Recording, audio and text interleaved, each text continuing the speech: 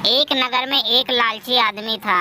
अपार धन संपदा होने के बाद भी उसे हर समय और अधिक धन प्राप्ति की लालसा रहती थी। एक बार नगर में एक चमत्कारी संत का आगमन हुआ। लोभी व्यक्ति को जब उनके चमत्कारों के बारे में ज्ञात हुआ तो वह दौड़ा दौड़ा उनके पास गया और उन्हें अपने घर आमंत्रित कर उनकी अच्छी सेवा शुश्रूषा की सेवा से प्रसन्न होकर नगर से प्रस्थान करने के पूर्व संत ने उन्हें 4 दीपक दिए। चारों दीपक लेकर संत ने उसे बताया, पुत्र, जब भी तुम्हें धन की आवश्यकता हो तो पहला दीपक जला लेना और पूर्व दिशा में चलते जाना। जहाँ दीपक बुझ जाए उस जगह की जमीन खोद लेना, वहाँ तुम्हें धन की प्राप्ति होगी। उसके उपरांत पुनः तुम्हें धन की आवश्यकता हुई तो दूसरा दीपक जला लेना, जिसे लेकर पश्चिम दिशा में तब तक चलते जाना जब तक वह बुझ न जाए। उस स्थान से जमीन में गड़ी अपार धन संपदा तुम्हें प्राप्त होगा। धन की तुम्हारी आवश्यकता तब भी पूरी ना हो तो तीसरा दीपक जलाकर दक्षिण दिशा में चलते जाना। जहाँ दीपक बुझे वहाँ की जमीन खोदकर वहाँ का धन प्राप्त कर लेना। अंत में तुम्हारे पास एक दीपक और एक दिशा शेष रहेगी, किंतु तुम्हें न उस दीपक को जलाना है न ही उस दिशा में जाना है। इतना कहकर संत लोभी व्यक्ति के घर और उस नगर से प्रस्थान कर गए। संत के जाते ही लोभी व्यक्ति ने पहला दीपक जला लिया और धन की तलाश में पूर्व दिशा की ओर चल पड़ा। एक जंगल में दीपक बुझ गया। वहाँ की खुदाई करने पर उसे एक कलश प्राप्त हुआ। वह कलश सोने के आभूषणों से भरा हुआ था। लोभी व्यक्ति ने सोचा कि पहले दूसरी दिशाओं का धन प्राप्त कर लेता हूँ, फिर यहाँ का धन ले जाऊँगा। वह कलश वहीं झाड़ियों में छुपाकर उसने दूसरा दीपक जलाया और पश्चिम दिशा की ओर चल पड़ा। एक सुनसान स्थान में दूसरा दीपक बुझ गया। लोभी व्यक्ति ने वहाँ की जमीन खोदी। उसे वहाँ एक संदूक मिला जो सोने के सिक्कों से भरा हुआ था। लोभी व्यक्ति ने वह संदूक उसी गड्ढे में बाद में ले जाने के लिए छोड़ दिया। अब उसने तीसरा दीपक जलाया और दक्षिण दिशा की ओर बढ़ गया।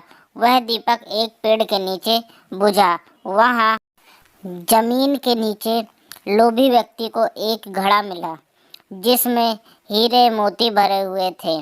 इतना धन प्राप्त कर लोभी व्यक्ति प्रसन्न तो बहुत हुआ, किंतु उसका लोभ और बढ़ गया। वह अंतिम दीपक जलाकर उत्तर दिशा में जाने का विचार करने लगा, जिसके लिए उसे संत ने मना किया था। किंतु लोभ में अंधे हो चुके व्यक्ति ने सोचा कि अवश्य उस स्थान पर इन स्थानों से भी अधिक धन छुपा होगा जो संत स्वयं रखना चाहता होगा। मुझे तत्काल वहां जाकर उससे पहले उस धन को अपने कब्जे में ले लेना चाहिए। उसके बाद सारा जीवन मैं ऐशो आराम से बिताऊंगा। उसने अंतिम दीपक जला लिया और उत्तर दिशा में बढ़ने लगा। चलते चलते वह एक महल के सामने पहुंचा। वहां पहुंचते ही दीपक बुझ गया। दीपक बुझने के बाद लोभी व्यक्ति ने महल का द्वार खोला लिया और महल के भीतर प्रवेश कर महल के कक्षों में धन की तलाश करने लगा।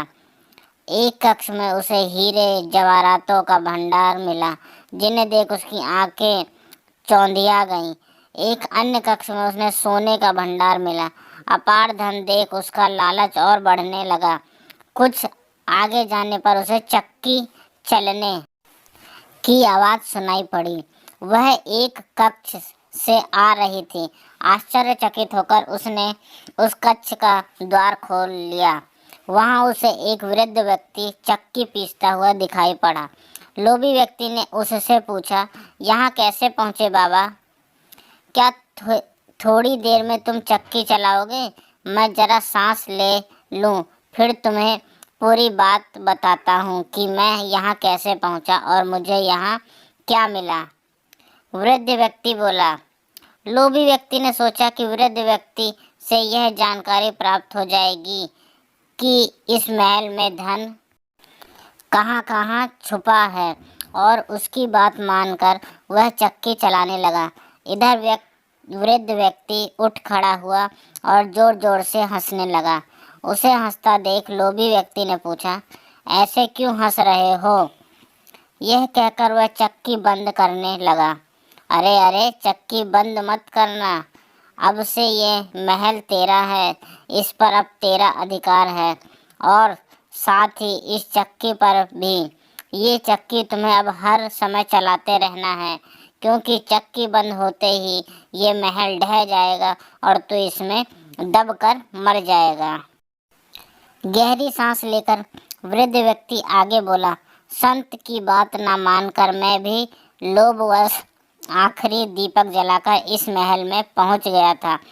तब से यहाँ चक्की चला रहा हूँ। मेरी पूरी जवानी चक्की चलाते चलाते निकल गई। इतना कहकर वृद्ध व्यक्ति वहाँ से जाने लगा। जाते जाते ये बताते जाओ कि इस चक्की से छुटकारा कैसे मिलेगा? लोभी व्यक्ति पीछे से चिल्लाया, जब तक मेरे और तुम्हारे जैसा कोई व्यक्ति लोभ में अंधा होकर यहाँ नहीं आएगा, तुम्हें इस चक्की से छुटकारा नहीं मिलेगा। इतना कह वृद्ध व्यक्ति चला गया। लोभी व्यक्ति चक्की पीसता और खुद को कोसता रह गया। सीख, लालच बुरी बला है, इसलिए लालच कभी ना करें।